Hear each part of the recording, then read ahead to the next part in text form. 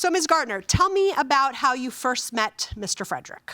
It was through a video call with his brother because I hadn't met him in person. They would just do video calls and check in with each other once in a while. And I guess he thought it was pertinent enough to introduce me to him via video call. Okay, and is this his brother here? Yeah. Okay, so you were dating Mr. Beasley, and he had a video call to check in with Mr. Frederick. So, Mr. Frederick, how was it that $2,000 came from Ms. Gardner to you? I work a lot, and one of my business things that I do is home remodeling.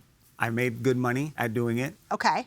Are you a licensed contractor? No. Okay, so no, you're limited to handyman, home yes. repair work. You don't do contract. Yeah, anything that's already there, pre-existing. Okay. I'm in the process now of doing the contractor's license for home remodeling. I was talking about starting my own business with my brother on the phone. She was privy to the conversation. Right as he went to jail, she offered. Offered? She brought it up, not me. To invest? Yes. Okay, why take on an investor? You're making good money. It was about my brother. Right? I planned on having him involved in my business. I thought they were going to be together long term. Miss Gardner was supposed to come on board with my company. Come on board how?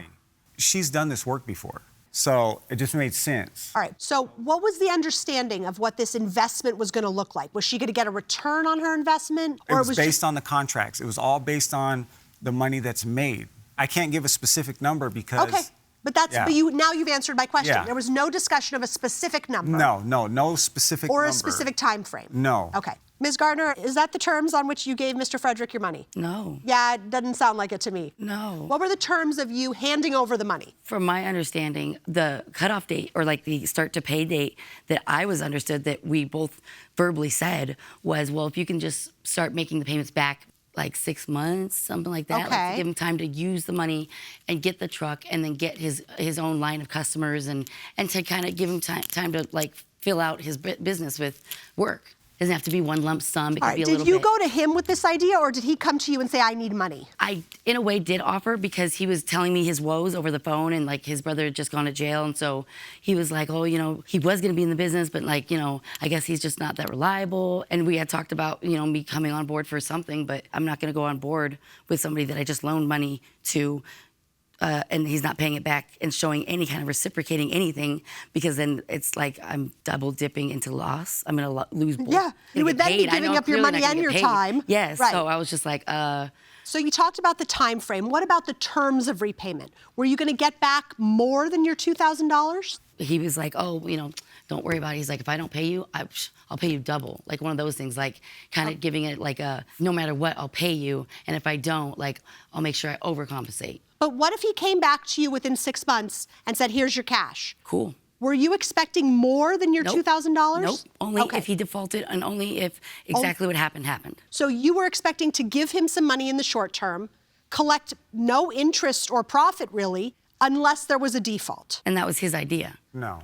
None of this stuff ever came up. Okay. And by no means did I need help.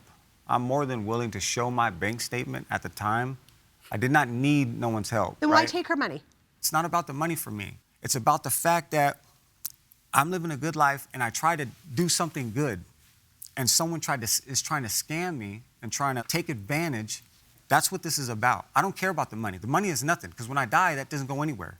I did this thing because the whole point was to make something better for family. But I wasn't going to allow someone to be involved with my business that I was very successful at and still am today for free.